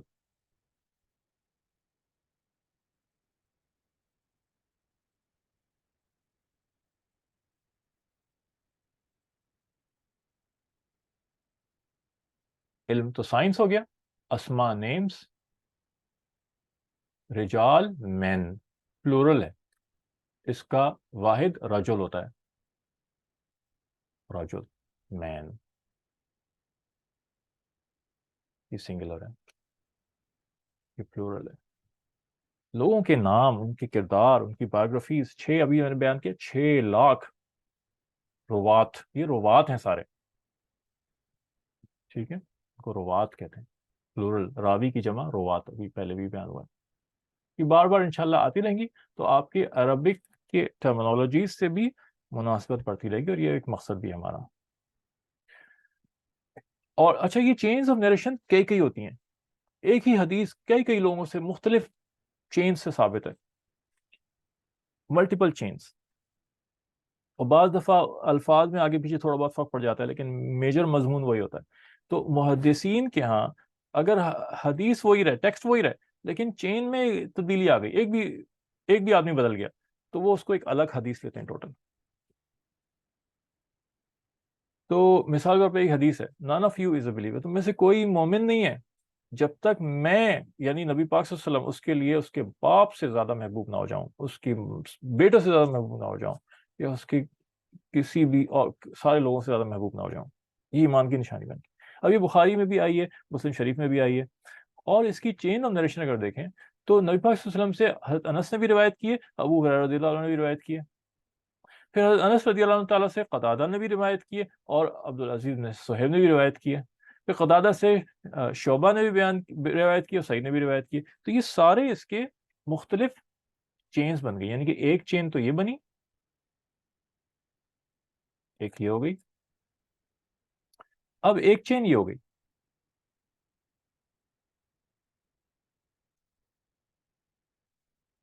دوسری چین قتادہ سے سعید نے روایت کی ہے، تو یہاں ہو گئی، اور انس رضی اللہ عنہ سے ہوتی ہوئی نبی پاک صلی اللہ علیہ وسلم کو جا رہی ہے، یہ تیسری چین ہو گئی، پھر ایک چین یہاں سے ہوتی ہوئی جا رہی ہے، چوتھی چین ہو گئی، اور پھر یہ تو یہاں پہ رک گئی۔ اب ان کے آگے اور ان سے کتنے کتنے لوگوں نے سنا ہوگا، شعبہ سے کتنے کتنے لوگوں نے سنا ہوگا، سعید سے کتنے کتنے لوگوں نے سنا ہوگا، پھر پتہ نہیں چینز کتنی کتنی بڑھتی چلی جاتی ہیں، ٹھیک ہے، یہ کہلاتے ہیں طرق، طرق، پاتھس، انگلش میں اس کو کہتے ہیں پاتھ، یہ پلورل ہے، اور اس کا سنگل طریق ہے،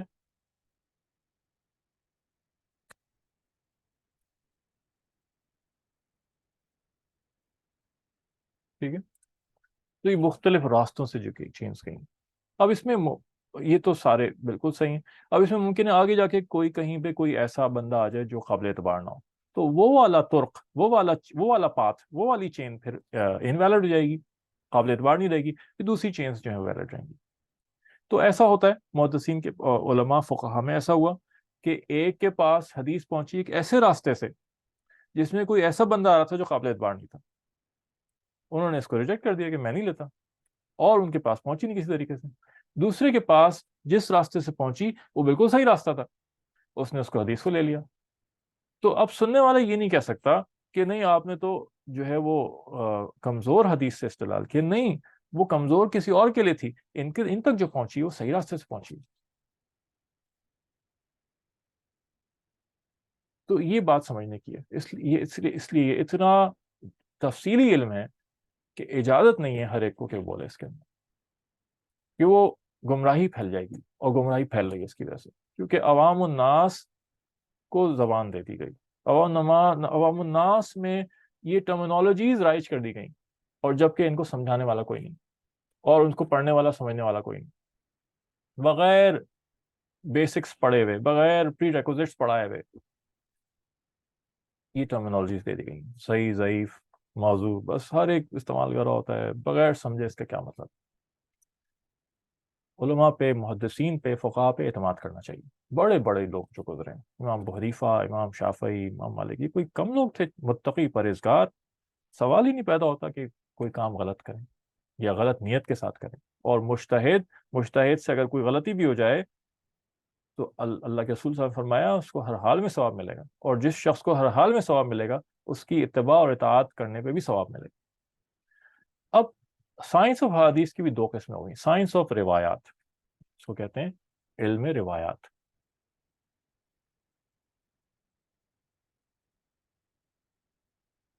روایات، اس سے مراد سند پہ بحث ہوتی ہے، یہ جو ابھی ہم نے بات کی یہ پوری اوپر کی چیز، اس پہ بحث ہوتی ہے. محدثین نے زندگیاں کھپا دیں ان کے احوال جمع کرنے کے اندر. کیوں کہ یہ جو بات نبی پاک صلی اللہ علیہ وسلم سے نقل ہو رہی ہے یہ صحیح ہے کہ نہیں ہے. ایک ایک شخص کے بارے میں معلوم کرتے تھے، جا کے کہاں کا رہنے والا تھا، کدھر کا رہنے والا تھا، وہ مر گیا، اس کے شہر میں جاتے تھے، اس کے بارے میں ڈھونڈتے تھے کون ہے جو اس کو جانتا ہے، اس کے بارے میں پوچھتے تھے اور اس کے احوال لکھتے تھے. پھر اگر مطمئن ہوتے تھے تو اس کو صحیح قرار دیتے تھے، ورنہ پھر اس کے اوپر پھر بحث ڈیبیٹ کرتے تھے، جارا کرتے تھے. اس کا کیریکٹر کیا تھا، یہ جھوٹ تو نہیں بولتا تھا، کسی سے ثابت ہو گیا کہ اس نے ایک بھی جھوٹ بولا، اس کی حدیث وہیں کمزور ہو جاتی، اس کا کردار مشکوک ہو گیا. اگر یہ کسی بھی کام کے لیے جھوٹ بول سکتا ہے، نبی پاک صلی اللہ علیہ وسلم کی بات کے لیے اعتبار نہیں کر سکتے اس کے. تو جھوٹا تو بالکل آؤٹ کلاس، اس کو تو بالکل باہر.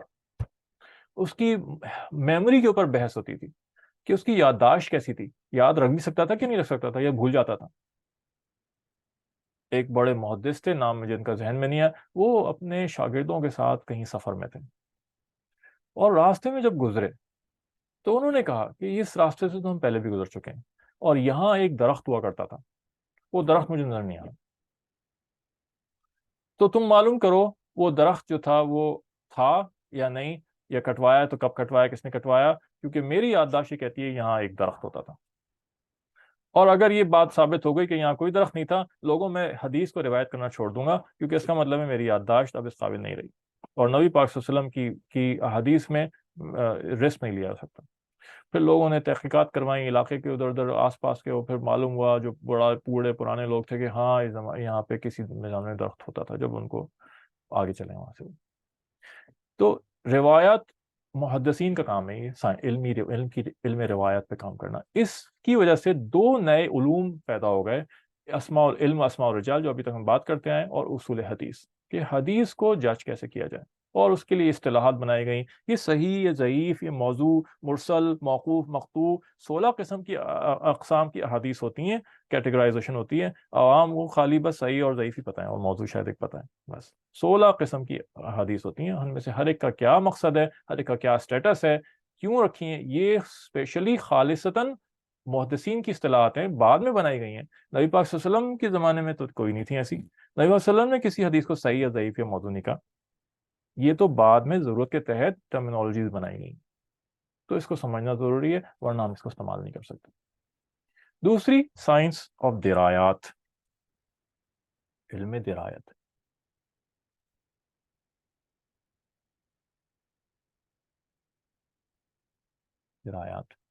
درایت کہتے ہیں سمجھنا، فہم.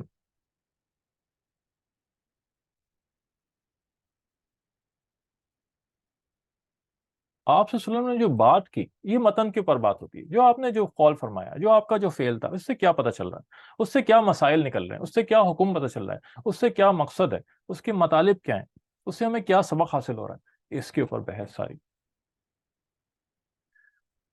ریئل پرپز آف اسٹڈنگ حدیث، حدیث ہم کیوں پڑھیں، کیا ضرورت ہے اس کی، اور مقصد کیا ہونا چاہیے. اصل مقصد اپنی اصلاح اور اپنے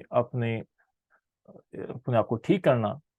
ہم نے صرف نماز، روزہ اور چند عبادات کو دین سمجھ لیا، بس ان کا نام دین رکھ لیا کہ جی کوئی نماز پڑھ لیتا ہے تو بھائی دیندار ہے، روزہ رمضان آ گیا روزہ رکھ لیا، اور کبھی موقع مل گیا حج کر لیا، اور یہ تو جی دیندار آدمی ہے. اور اگر کوئی مسجد جا کے پڑھنے لگ گیا تو یہ تو بھائی مولوی بن گیا.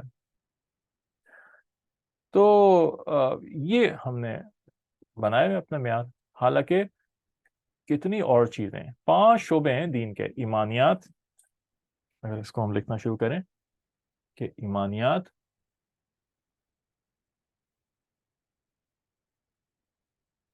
جس میں سارے عقائد آ جاتے ہیں. عبادات،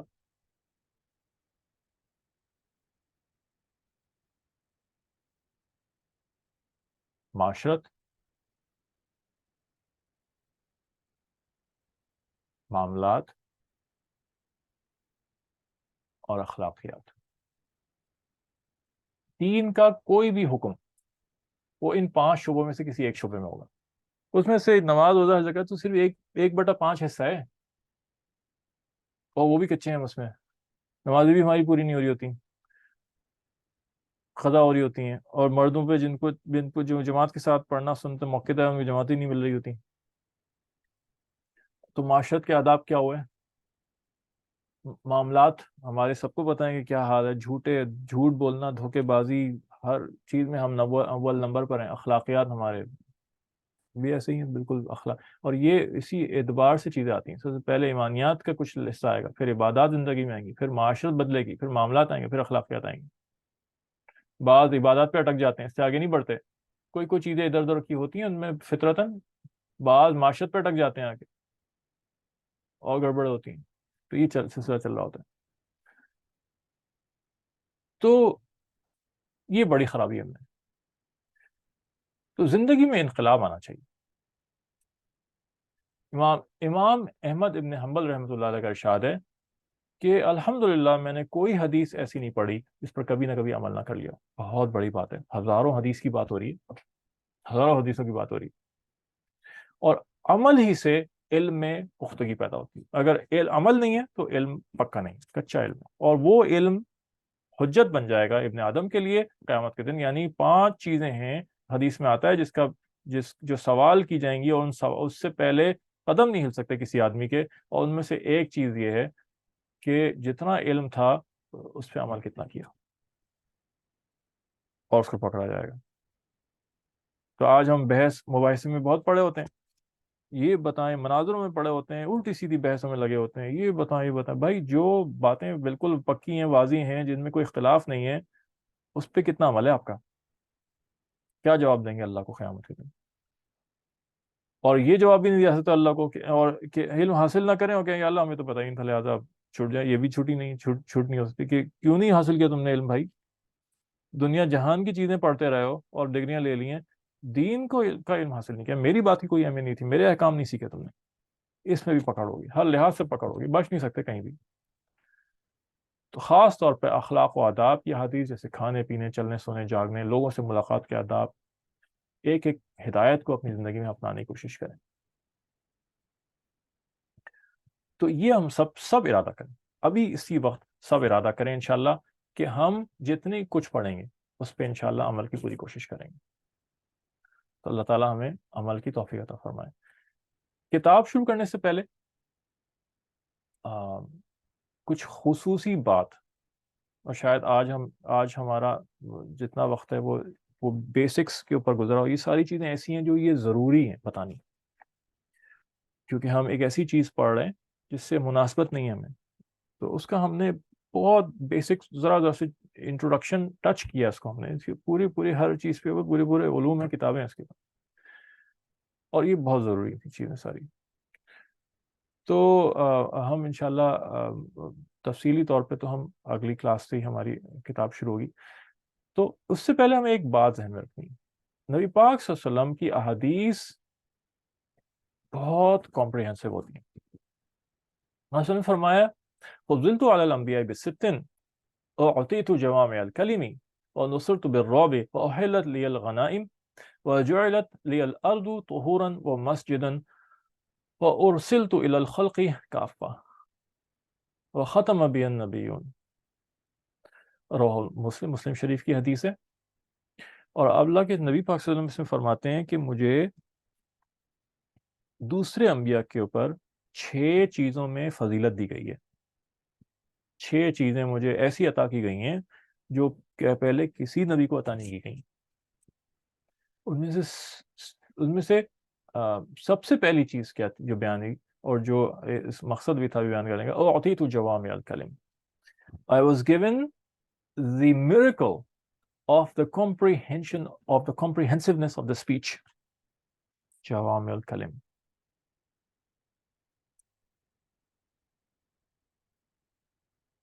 comprehensive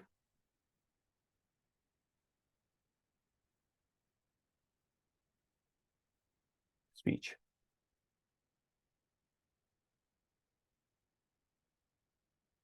جامع بات، اردو میں بھی لفظ استعمال ہوتا ہے جامع بات. جامع کا مطلب ہوتا ہے مکمل، کم سے کم لفظ کے اندر زیادہ سے زیادہ باتیں بیان کر دی جائیں. جامع بات کسے کہتے ہیں؟ جوامع الکلم. कम से कम अल्फाज में ज्यादा से ज्यादा मफहूम बयान कर दिया जाए। तो अजीब, अल्लाह के अजीब मौजज़ा, ये मौजज़ा है। 2 3 4 लफ्ज होते हैं आपकी हदीस में, और उसके ऊपर आप सफ़े के सफ़े लिखते रहें बैठ के, उसकी तशरीह ख़त्म नहीं होती। ऐसा ज़बरदस्त आप सल्लल्लाहु अलैहि वसल्लम से दुआएं साबित हैं। एक मौजू उसमें और रह गया, जो मैंने जो टॉपिक्स और हदीस थे कितने उसमें एक दुआओं का मौजू है। आपने इतनी बड़ी तादाद में दुआएं सिखाई हैं, हर हर मौके पे दुआएं सिखाई हैं, किताबों की किताबें मुरत्तब हैं दुआओं पे। कोई शोबा जिंदगी का, कोई लम्हा दिन जिंदगी का नहीं छोड़ा। उठने के सोने से पहले की दुआ, उठने के बाद की दुआ, खाने से पहले की दुआ, खाने के दरमियान की दुआ, खाने के बाद की दुआ, बैतुल खला में जाने से पहले की दुआ, निकलने की दुआ, वुजू से शुरू की दुआ, वुजू के बीच की दुआ, वुजू के ख़त्म की दुआ, घर से निकलने की दुआ, अंदर दाखिल होने की दुआ, आईना देखने की दुआ, किसी को हंसते हुए देखें उसको दुआ, बादल आ जाए उसकी दुआ, हवा चले उसकी दुआ, बारिश हो जाए उसकी दुआ, कोई चीज़ नहीं छोड़ी। गाड़ी में सवारी में बैठे उसकी दुआ, उतरें उसकी दुआ, सफ़र करें उसकी दुआ, वापस पहुंचे घर उसकी दुआ। इतनी अहम चीज़ें, इंश्योरेंस पॉलिसीज हैं ये हमारी। अल्लाह से हिफाजत का, अल्लाह से मदद का जरिया है दुआ। दुआ बजाते खुद इबादत है। ये भी दोबारा आएगा, उसमें और बयान होगा इंशाल्लाह। एक हदीस आएगी अभी इसके ऊपर इसी के अंदर मुख्तसर ऐसे ज़बरदस्त अल्फाज हैं आप वसल्लम के दुआओं के कि हम चुन नहीं सकते थे वो अल्फाज। और उन अल्फाज में आपने मफहूम के मफहूम बयान किए, उससे बेहतरीन चुनाव हो नहीं सकता था, क्योंकि सारा वही है। आपके मुंह से, आपके जिस्म से जो अफ़ाल निकले, आपके मुंह से जो अल्फाज निकले, ये सब अल्लाह की तरफ से। और मा यंतिकु अनिल हवा, कुरान में अल्लाह फरमाते हैं नबी पाक सल्लल्लाहु अलैहि वसल्लम के बारे में और नबी के बारे में, ये अपनी तरफ से कुछ नहीं कहते। इन हुआ इल्ला वह्यु यूहा, जो कुछ होता है सब वही होता है। तो ये अकीदा इंतहाई ज़रूरी है। नबी पाक सल्लल्लाहु अलैहि वसल्लम से जो चीज़ आपके मुंह मुबारक से निकली, आपकी ज़बान मुबारक से निकली, आपके जिस्म मुबारक से जो अफ़ाल निकले, सब अल्लाह की तरफ से। तो ये एक मौजज़ा है। तो ये हम मुस्तकिल हम इसको देखेंगे हदीस के अंदर कि आपके कितने छोटे कम अल्फाज में आपने बड़ी बड़ी बातें बयान कर दी। और नुसरत बिर्रौब, अल्लाह के नबी ने दूसरा अपना मौजज़ा बयान किया कि रौब के जरिए मेरी मदद की गई। और एक और हदीस शरीफ में आ जाता है कि 1 महीने की मुसाफत पे, दूरी पे जो मेरा दुश्मन होगा वो मेरे रौब से डर रहा होगा। और ये अल्लाह ने मुझे मौजज़ा दिया है। रौब बैठ जाता था आपका, सहाबा पे रोब होता था। ये आता है, सहाबा फरमाते हैं हम नजर मिला के नहीं देख सकते थे आप सल्लम को। 2 सहाबा थे खाली, हज़रत अबू बकर और हज़रत उमर, जिनकी इतनी हिम्मत थी कि वो आप सल्लम की तरफ देख लेते थे। बाकी सहाबा की नजर टिकती नहीं थी। और आप सल्लम इस रोब को कम करने के लिए बाज़ दफ़ा आप सल्लम मजाक भी फरमाया करते थे। तो तलबा से, शागिर्दों से मजाक करना ये भी सुन्नत है। वजुइलत लियल अर्ज़ु तुहूरन व मस्जिद व उहिल्लत लियल गनाइम। तीसरा मौजज़ा आपने बयान किया, मेरे लिए माल गनीमत हलाल कर दिया गया, पिछली कौमों के लिए नहीं था। लड़ाई हो दुश्मन के साथ, कुफार के साथ, और वो हार जाएं और छोड़ के भाग जाएं, सारी चीज़ें उनकी जमा चीज़ें वो जमा हो जाती हैं, उसको गनीमत कहते हैं, माल गनीमत। और वो तकसीम होता है, वो ऐसा नहीं होता कि जिसने उठा लिया उसका हो गया, वो ला के जमा कराना होता है। और उसके अहकाम है उसके उसके कि किस तरह तकसीम होगा वो। और जुइलत लियल अर्ज़ु तुहूरन व मस्जिदन, मेरे लिए ज़मीन पूरी तो ताहिर और पाक बना कर दी गई और उसको मस्जिद बना दिया गया। यानी कि पिछली उम्मतों में तो उनके ख़ास इबादत गाहें थीं, बस वहीं वहीं अपनी बात कर सकते थे। मेरे लिए अल्लाह ने पूरी ज़मीन को मस्जिद बना दिया। जहाँ पे भी मिट्टी है, जो भी कुछ है, मैदान है, पत्थर हैं, चट्टान है, बैठे हैं और वहाँ आप वहाँ नमाज पढ़ लें। आपके पास बिछाने के लिए कोई नहीं है और बज़ाहिर ज़मीन ज़मीन जो है उसमें कोई गंदगी नहीं है, तो वो पाक है, वो ताहिर है। नमाज हो जाएगी आपकी, हर जगह नमाज पढ़ सकते हैं, क्योंकि इस उम्मत को अल्लाह ने फिरने के लिए, घूमने के लिए, दावत तबलीग के लिए बनाया, उसके लिए घूमना फिरना, उसके लिए सफ़र करना। तो हर जगह जो है वो नमाज की इजाज़त है, जो बज़ाहिर साफ नज़र आ रही है। और उर्सिलतु इलल खल्क़ि काफ़ा, पांचवा मौजज़ा अल्लाह के रसूल ने बताया, मुझे ساری مخلوق کے لیے نبی بنا کے بھیجا گیا. اس سے پہلے جتنے بھی انبیاء تھے وہ سب کے لیے نہیں آئے تھے, وہ خاص قوم کے لیے آئے تھے. بعض دفعہ ایک ایک خاندان کے لیے بس آتے تھے, ایک قبیلے کے لیے آتے تھے, ایسا بھی ہوتا تھا. نبی پاک صلی اللہ علیہ وسلم قیامت تک کے سارے انسانوں کے لیے. حضرت عیسیٰ علیہ السلام اور موسیٰ علیہ السلام یہ صرف یہودیوں بنی اسرائیل کے لیے آئے تھے, صرف اس قبیلے کے لیے آئے تھے, اور کسی کے لیے نہیں آئے تھے. وہ ختم ابی النبیون, چھٹا معجزہ یہ بتایا کہ مجھ پہ نبوت ختم کر دی گئی. یہ بہت ختم ہے نبوت, یہ بہت بڑی چیز ہے. تو یہ جو ہے یہ ذہن میں ہمیں رکھنا ہے. جوامع الکلم یہ بتانا مقصود تھا اس کے اندر. اور اب تھوڑا سا کتاب کا انٹروڈکشن, اور اس کے بعد ہم حدیث جو ہے وہ پہلی حدیث وہ بعد میں شروع کریں گے. ہم نے اس میں زاد الطالبین کے نام سے ایک مجموعہ ہے, یہ ڈرائیو بک ہے, اوریجنل نہیں ہے. اور اس کے کمپائلر جو ہیں وہ مفتی عاشق الہی بلند شہری رحمۃ اللہ علیہ, اب ان کا انتقال ہو گیا, کراچی میں ہوتے تھے, اور بہت متقی پرہیزگار, بہت سادہ شخصیت تھے, اور بہت بڑے علم والی, بے شمار کتابیں ان کی لکھی ہوئی ہیں. اور یہ کتاب, یہ میں انشاءاللہ عربی میں پوری, اس کتاب کے اندر شرح نہیں ہے اور ترجمہ بھی نہیں ہے, لیکن یہ کتاب میں انشاءاللہ ہم آپ کو دے دیں گے, ڈال دیں گے آپ کو گروپ کے اوپر, آپ اس کو دیکھیے گا. اس کے اندر چھوٹی چھوٹی حدیثیں جمع کی گئی ہیں, اور یہ حدیثوں کے ٹوٹے جمع کیے گئے ہیں, حدیثوں کے ایکسٹریکٹس ہیں, پوری حدیثیں نہیں ہوتی, بلکہ اس میں سے پرسنل ڈیولپمنٹ کی جو بات تھی اس کو نکالا گیا. بعض دفعہ حدیث لمبی ہوتی ہے, اس میں اور بھی باتیں ہوتی ہیں, اس میں سے پرسنل ڈیولپمنٹ کی بات تھی, خالی وہ اتنا حصہ نکال کے اس میں ڈال رکھا گیا. اس کے اندر سے سند نکال دی گئی, کیونکہ عوام الناس کے لیے کتاب ہے, لوگوں کے لیے, عام لوگوں کے لیے. عام لوگوں کو سند سے کوئی غرض نہیں, سند نکال دی گئی. متن میں بھی خالی صرف جو کام کا متن تھا وہ رکھا گیا. احکام کی حدیثیں نہیں لی گئی اس کے اندر, اس لیے کہ احکام کی حدیثیں سمجھنا یہ بھی عام لوگوں کا بس کی بات نہیں ہے. اس کے اصول ہوتے ہیں پورے, اس کے پورے بنیاد اس کی سمجھنی ہوتی ہے, پڑھنی ہوتی ہے. تو احکام پوچھے جائیں گے علماء سے. تو یہ اس کے اندر خالی وہ سیکشن لیا گیا. پھر اس کتاب کی دوسری خاص بات یہ ہے کہ اس کو عربک لینگویج کے سیکھنے کے انداز میں مرتب کی گئی ہیں حدیثیں. اس میں چیپٹرز بنائے گئے ہیں کہ, اور یہ باقاعدہ جو 8 سالہ وفاق المدارس کا جو عالم کا کورس ہے اس کے اندر دوسرے سال میں پڑھائی جاتی ہے کتاب. اور یہ دوسرے سال وہ ہوتا ہے, بہت اہم ہوتا ہے کہ اس کے اندر عربک زبان پہ مہارت حاصل کروائی جاتی ہے, اور اس کی ابتدا ہوتی ہے مہارت اس کی. تو عربی کے کچھ الفاظ ہیں, اور جس کے معنی سکھانے کے لیے اس گروپس میں کیٹیگرائز کی گئی حدیثیں, کہ وہ حدیثیں ساری جو اس لفظ سے شروع ہو رہی ہیں, جو حدیثیں ساری جو انما سے شروع ہو رہی ہیں, وہ حدیثیں ساری جو ماں سے شروع ہو رہی ہیں, یہ سارے عربی کے الفاظ ہیں جن کے کچھ مطلب بنتے ہیں, اور انہوں نے اس طرح اس کو گروپ کیا ہے. تو لینگویج کو سیکھنے میں بھی ہم چونکہ لینگویج پہ فوکس نہیں کر رہے, تو ہم وہ اس آسپیکٹ سے اس کو نہیں دیکھیں گے, ہم تو اس کو پرسنل آسپیکٹ اور اصلاح کی نیت سے دیکھیں گے. تو اس کی یہ دو خصوصی باتیں اور صفات ہیں.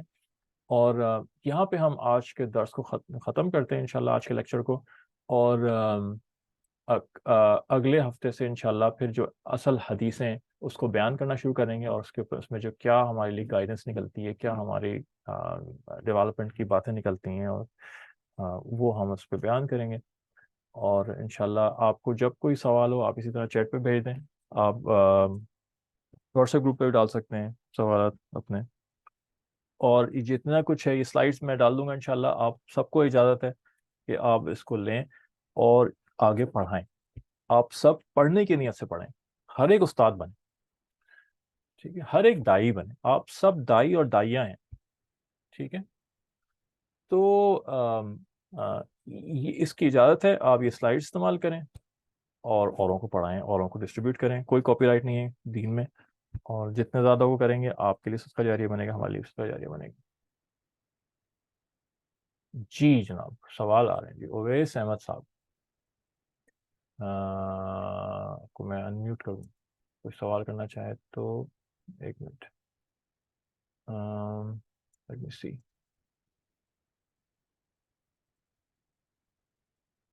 آپ اپنے آپ کو انمیوٹ کر سکتے ہیں, اور سوال پوچھنا چاہیں تو پوچھ سکتے ہیں, یا چیٹ پہ پوچھنا چاہیں تو پوچھ لیں.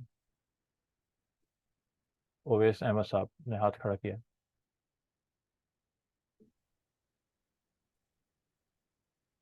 آڈیبل؟ السلام وعلیکم علیکم. السلام جی. سر مجھے بس ریکویسٹ یہ کرنی تھی کہ if possible and if every one agrees تو کیا ہم اس سیشن کو تھوڑا سا جلدی کر سکتے ہیں سر، کیونکہ بہت اٹینشن سیکنگ، مطلب اٹینشن کافی زیادہ آپ کو رکھنی ہوتی ہے. And this time I think تب تھوڑا سا ذرا انرجی لیول ذرا کم ہو جاتا ہے اس ٹائم پہ. سو اف پاسبل کیا ہم اس کو تھوڑا سا ارلیئر کر سکتے ہیں ان دا ڈے؟ ہم ڈے میں اصل میں یہ ٹائم اس وجہ سے رکھا گیا ہے، ایک تو کراچی کے حوالے سے مرد حضرات شرکت نہیں کر سکیں گے کیونکہ وہ اس ہفتے بھی بہت ساروں کا کام کا دن ہوتا ہے، تو اس وجہ سے رات کا وقت رکھا گیا. دوسری وجہ رات کے وقت کی یہ تھی کہ امریکہ وغیرہ کے اندر بھی لوگ اٹینڈ کر سکتے ہیں، ان کے یہاں ٹائم میچ کر رہا ہوتا ہے یہ. تو سر اگر رات 9 بجے رکھ لیں، 9 to 10:30، just a little bit earlier. اچھا 9:15 چونکہ عشاء کی جماعت کا وقت ہو رہا ہوتا ہے، لہذا مطلب بہت سارے فیکٹرز ہوتے ہیں، تو یہ بڑا سوچ سمجھ کے اس میں رکھا گیا کیونکہ بہت سارے ایشوز آتے ہیں. Okay sir. تو تفسیر کی بھی ہماری جو رمضان میں ہوئی تھی وہ بھی پھر یہی وقت رکھا گیا تھا، اور اس کے پیچھے بھی بہت سارے ایشوز تھے. تو اچھا میرا کانٹیکٹ نمبر آپ کو میں ٹائپ کر دیتا ہوں چیٹ میں بھی، اور آپ کو واٹس ایپ گروپ پہ بھی مل جائے گا، لیکن میں اسے یہاں دے دیتا ہوں. میں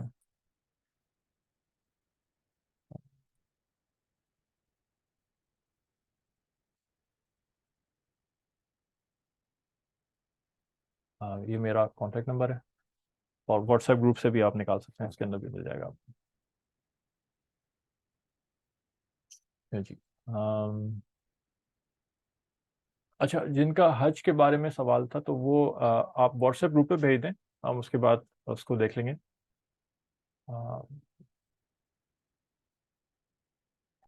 اچھا جی. اینی ادر کوشچن، اور کوئی سوال آپ کو سمجھ میں نہ آئے آپ اس کے دوران میں آپ پوچھ سکتے ہیں، اور کوئی ٹرمنالوجی یا کوئی چیز آگے ہم انشاءاللہ اگلے سیٹرڈے سے پھر ہم حدیث کو سمجھنا شروع کرتے ہیں انشاءاللہ. تو اللہ تعالیٰ ہم دعا کر لیتے ہیں انشاءاللہ. اللہم لک الحمد کما انت اہل وصلی وسلم علی محمد کما انت اہل وفعل بنا کما انت اہل فانک انت القوی المغفرہ. یا اللہ ہمارے گناہوں کو معاف فرما دیجیے، بخش دیجیے. ہمارے یہاں بیٹھنا اور بات کرنا، سمجھنا، پڑھنا، اس کو قبول فرما لیجیے، اس میں برکت عطا فرما دیجیے. ہمیں ہدایت پہ رکھیے، ہمارے ذریعے سے ہدایت دیجیے، ہمیں ہدایت کے لیے استعمال کیجیے، ہمارے دلوں کو کھول دیجیے. یا اللہ جس طرح صحابہ کے زمانے میں بے شمار کنفیوژنس تھیں، بے شمار دین تھے، ریلیجنس تھے، بے شمار باتیں تھیں، لیکن آپ نے صحابہ کے دلوں کو ہدایت دی. آپ نے ان کو ساری چیزوں سے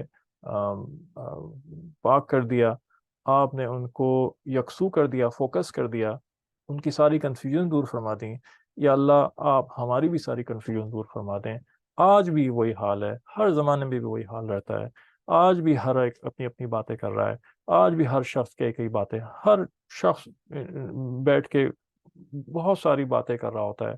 یا اللہ آپ ان ساری کنفیوژن سے آپ نے جیسے صحابہ کو نکالا، آپ ہمیں بھی نکال دیں. یا اللہ، یا اللہ ہم آپ سے ہدایت مانگتے ہیں، ہم آپ سے آپ کو مانگتے ہیں. اللہ آپ ہمیں اپنی ولایت عطا فرما دیں، آپ ہمیں اپنا بنا لیں، آپ ہمیں اپنا قرب عطا فرما دیں. یا اللہ، اور ہمارے دل کو مطمئن کر دیں، استقامت دے دیں، صحیح راستے پہ چلنے کی، صحیح لوگوں کے ساتھ جڑنے کی. یہ اللہ کی صرف ہدایت آپ ہی کی طرف سے آ سکتی ہے، اور ہم سے ہدایت کا کام لے لیں. یا اللہ، اور ہماری دنیا اور آخرت میں ہمیں کامیاب اور سعید کر دیں. وصلی اللہ تعالیٰ علی حبیب محمد بارک وسلم. آمین آمین یا رب العالمین.